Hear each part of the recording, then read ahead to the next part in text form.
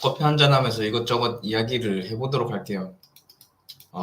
근래에 썼던 글 중에 하나인데, 행복은 진짜 별게 아니다 라는 내용의 글이었습니다. 우리가 도대체 행복이란 뭘까? 어떻게 하면 행복한 사람이 될 수 있을까에 대해서 굉장히 거창하게 고민을 하는데, 근데 실은 행복은 정말 별게 아니다 라는 이야기를 좀 하고 싶어요. 그러니까 누구나 행복하게 살 수 있다 라는 내용인데, 우리가 물 한 모금 마셔도 정말 행복한 순간이 있습니다. 남자분들이라면 훈련소에서 1.5km, 3km 이렇게 달리기를 하잖아요.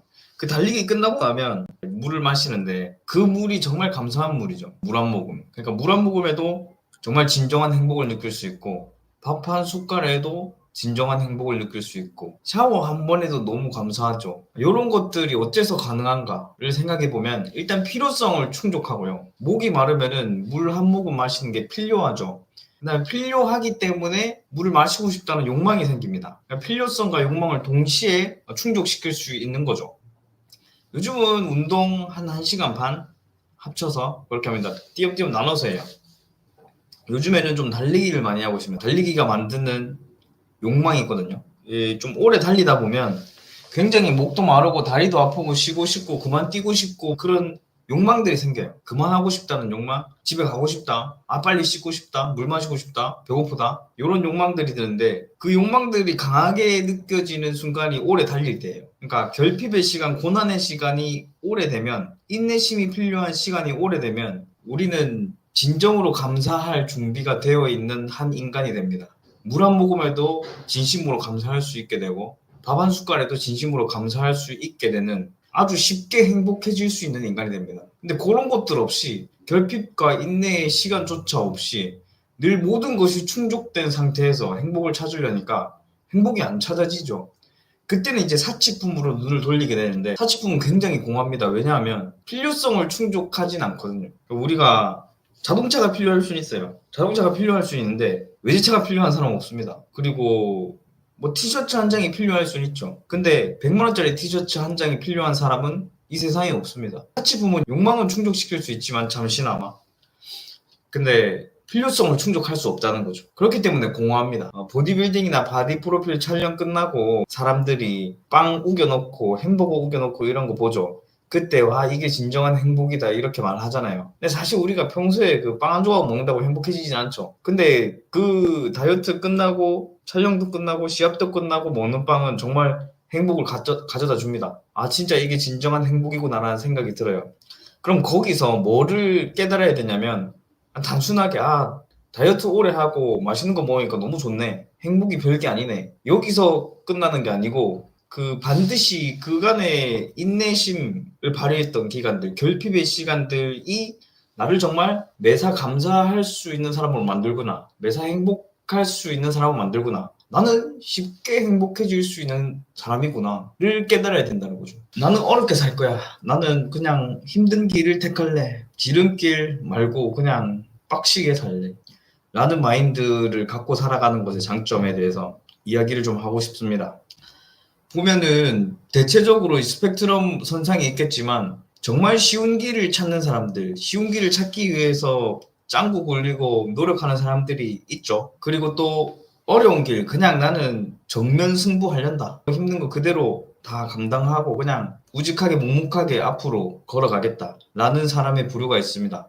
저는 당연히 후자고, 후자로 사는 것에 장점에 대해서 명확하게 알고 있습니다. 그래서 그 부분에 대해서 이야기를 해보려고 하는데, 정말 쉽게 살려고 하는 사람들은 그런 것들 있잖아요. 뭐 일주일만 하면은 뭐 돈 얼마 번다, 조금만 배우면은 뭐 성공할 수 있다, 뭐 기도만 하면은 성공할 수 있다, 그런 식으로 쉬운 길만 찾으러 가는 사람들도 분명 그 과정에서 한 번은 성공합니다. 쉬운 길로 가다가 한 번 성공을 해요. 작은 성공이겠죠. 작은 성공을 맛보면 이 길이 옳구나 해서 계속 쉬운 길만 찾습니다, 이 사람은. 왜냐면 자기는 쉬운 길을 택해서 성공을 해봤으니까. 아주 작은 쓸모없는 성공이긴 하겠지만. 그래서 그 사람은 계속 앞으로 평생을 쉬운 길만 찾아다니면서 전전긍긍하면서 할 거고, 어려운 길을 택한 사람도 마찬가지로 어려운 길을 택했기 때문에 마주하는 성공이 있어요. 조금 차근차근 본인 생각보다는 사실 덜 성공했는데 라는 느낌은 있겠지만, 그래도 기분이 좋은, 좀 뿌듯하다라는 성취감을 느낄 만한 성공을 해요. 그럼 이 사람은 계속 어려운 길을 찾아가는 겁니다. 어려운 길을 찾았더니 나름의 성공이 나오네 나한테도. 뭐 자랑할 것은 아니지만 이 정도면 나는 뿌듯한데 라는 느낌이 들기 때문에 이 사람은 또 계속 어려운 길로 갑니다. 이렇게 되면 나중에 가면 어떻게 격차가 벌어지냐면 쉬운 길만 택한 사람은 조금 힘든 일도 못합니다. 근데 어려운 길을 택한 사람은 당연히 어려운 일을 할 수가 있어요. 그리고 꾸준히 할 수 있고 이 부분에서 완전한 질적인 차이가 나버립니다. 이거는 좀 현실적인 고민이네요. 세 사람 정도를 찝으세요. 발표할 때 보면은 잘 들어주는 사람들이 한 명씩 있습니다. 그 사람과 아이 컨택을 좀 많이 하세요. 그리고 애초에 발표를 좀 흥미롭게 해야겠죠. 내가 이 발표를 듣는다고 생각을 하고 발표 자료를 만들어야 돼요. 그래서 웃기기도 해야 되고 약간의 어느 정도 아하 하는 어떤 감정의 동료를 불러일으켜야 됩니다. 그래야 집중을 하지. 정보 전달만 해서는 절대 집중하지 않아요. 왜냐면 집중이라는 건 굉장히 귀한 에너지이기 때문에 그거 정말 많이 떠신다면은 연습을 일단 많이 해보는 게 좋고 대학생 20살 그때는 사실 다 떨릴 수밖에 없어요. 왜냐면 그 청중 앞에 선다는 일이 결코 쉬운 일이 아니기 때문에. 근데 이런 생각을 하세요. 아니 이 청중들이 뭐 어쩔 낀데 아니 뭐 내 발표가 마음에 안 들면 뭐 어떡할 건데 뭘 할 수 있는데요. 그 청중들이 할 수 있는 게 없습니다. 뭐 들고 일어날 거가 뭐 던질 거가 그것도 아니고 아무것도 할 수 없어요. 그거를 생각하셔야 돼요. 그리고 이 생각도 하면 좋아요.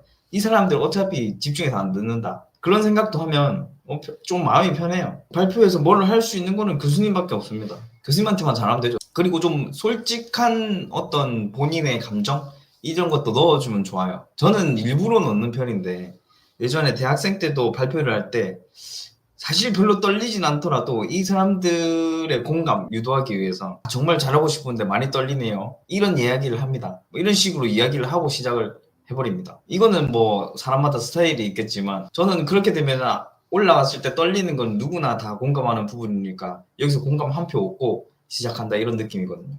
스타일에 맞게 하면은 좋을 듯 합니다. 많이 연습해야 되고 그러니까 청중 앞에 서는 연습이란 거는 청중이 앞에 없는데 내 혼자 연습하는 건 아니고 청중 앞으로 굉장히 많이 자주 나가야 돼요. 그래서 청중 앞에 발표할 수 있는 기회가 오면 무조건 자기가 해야 돼요. 본인이 한다고 해야 됩니다. 저는 예전에 팀 과제 이런 거 있으면은 발표는 무조건 내가 할게였습니다. 왜냐면 난 그게 싫으니까. 근데 그것도 싫긴 했고 그 자료 만드는 것도 싫었어요. 그래도 전 발표를 택했죠. 주로 발표를 했습니다. 발표는 그 당일만 잘하면 되거든. 사실 텍스트야 뭐 발표하기 전에 한 두어 번 읽고 하면 되니까. 근데 좀 준비하는 게 더 힘들죠. 근데 그게 습관이에요. 계속 억지로 내다보면 용기 내기가 좀 쉬워집니다. 그러니까 자전거 페달도 처음에 기어를 높여가지고 밟으면 잘 안 나가잖아요. 좀 확 이렇게 굴려놓으면은 그래도 쑥쑥 잘 가잖아요. 그런 거랑 비슷해요. 처음에는 억지로 세게 밟아야 됩니다. 억지로 손 들기 싫어서 손 들고 많이 떨리죠. 목소리도 저도 막 떨렸습니다. 실제로 자신감이 넘치는 사람들도 보면 별 게 없답니다. 저도 뭐 다른 사람이 봤을 때는 아주 자신감이 넘치게 발표하는 것처럼 보였을 수도 있는데 아마 그 조언 중에 제가 제일 몰랐을 수도 있습니다. 맞아요. Q&A는 저도 좀 안 했으면 좋긴 하겠더라고요. 근데 우리 이제 팀 과제 같은 경우에는 대신 팀원들이 그 답변해 줄 수 있지 않나요? Q&A 그런 것도 이제 미리 좀 짜가면 좋긴 좋죠.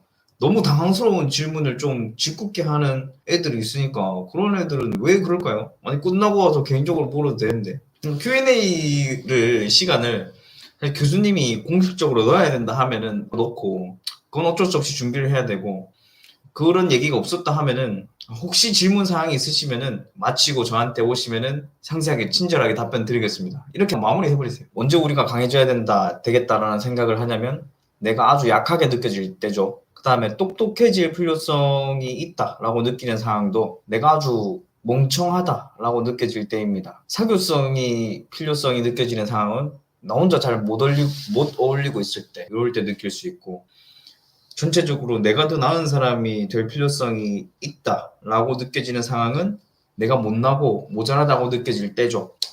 그러니까 필요성이 느껴지는 순간들은 내가 항상 모자라다라고 느낄 때예요. 근데 필요성이 있어야 그거를 위한 행동을 하기 마련이거든요. 아니 필요가 없는데 왜 합니까? 필요가 없으면 애초에 하지 않아요. 그렇죠?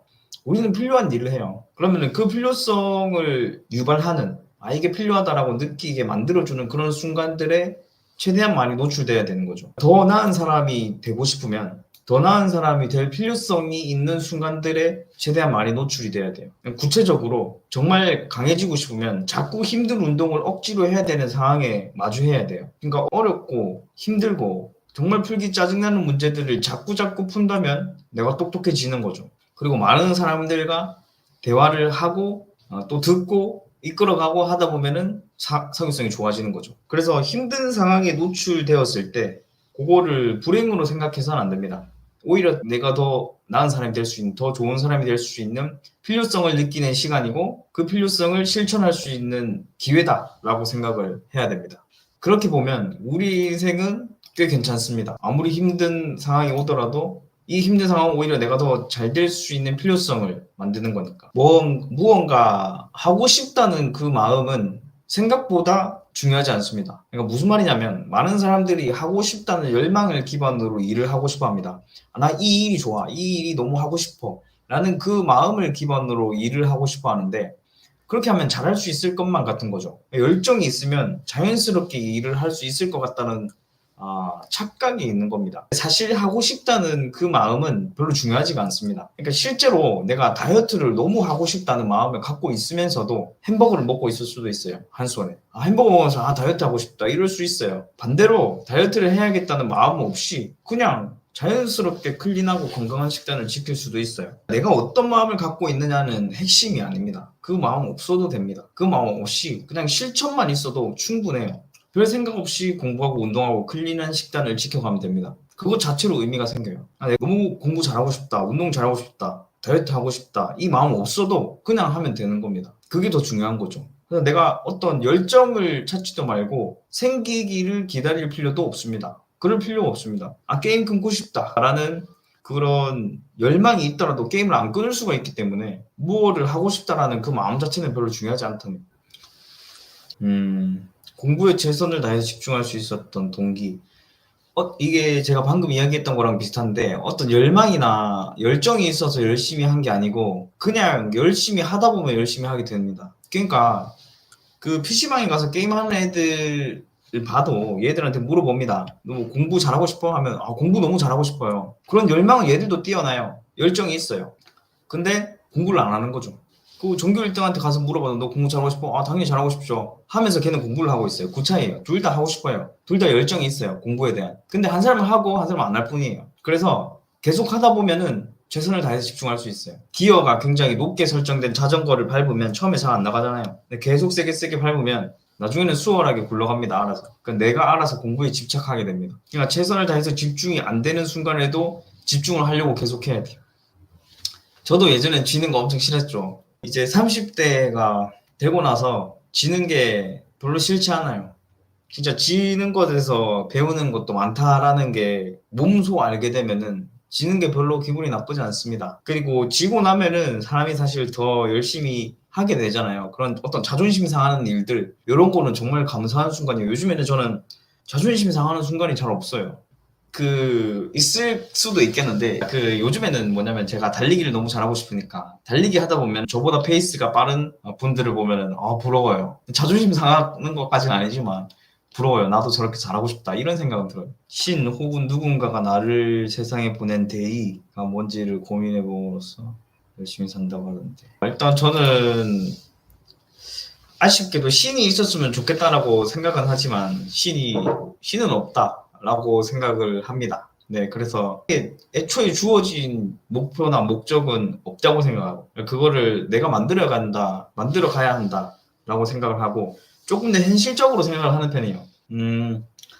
최대한 많은 사람한테 좋은 영향을 주려고 하거든요. 그게 내가 정말 착해서 선해서 라기보다도 최대한 사회에 많은 기여를 해야지 내가 그 기여에 대한 보답을 받을 수 있어요. 물론 또 돈만 생각하는 건 아니지만 우리가 평소에 어떻게 하면 돈을 벌죠? 내가 이 사람한테 어떤 서비스나 재화 이런 것들을 제공했을 때 내가 돈을 받을 수 있죠. 대가를 받을 수 있죠. 그러니까 뭔가 좋은 일을 해야지 받을 수 있어요. 좋은 일 하고도 못 받을 수도 있겠지만 근데 내가 더 많은 사람들에게 더 많은 사람들에게 그러니까 사회에 더 좋은 기여를 할 수 있는 사람이 되면 그때는 다시 받을 수도 있는 거죠. 처음 시작할 때는 받지 않더라도. 물론 받기 위해서 어떤 기여를 한다고만 볼 수는 없는데 결국에는 그게 수렴하게 된다. 라는 생각이 있어서 사회에 좀 기여를 하고 싶죠. 유튜브가. 저는 유튜브가 마치 교육 채널 같아요. 교육적인 거밖에 안 올려주던데. 지금도 이제 유튜브 들어가면 홈에 들어가면 그다음에 차에서 노숙하던 남자가 3천억을 벌게 만든 3가지 이유.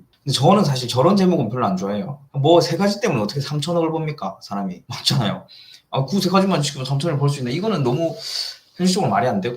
근데 물론 그 도움이 되는 마인드 이렇게까지는 표현하면 좋은데 물론 근데 사실 썸네일이나 제목 이런 걸 자극적으로 만들어야 사람들이 보니까 저도 뭐 채널 만드는 분들을 이해는 합니다. 그러니까 수천억 자산가가 하는 이야기들 강연들 들어보면 굉장히 좋은 강연들이 많거든요. 근데 이 사람이 수천억을 벌었기 때문에 좋은 게 아니라 이 사람은 그런 사람이었기 때문에 수천억을 번 거라는 관점으로 보면 너무 좋아요. 그래서 나는 수천억이 필요 없고 너 같은 사람이 좀 되고 싶어 라는 마음으로 강연을 듣는 게 맞지. 무조건 뭐 페라리를 탈 거야, 람보르기니를 탈 거야, 뭐 집을 뭐 세 채 네 채 가질 거야 이런 마음으로 강의를 듣는 거는 저는 정말 별로라고 생각해요. 주객 전도가 되어버렸는데 뭐를 제대로 배울 수가 있겠습니까?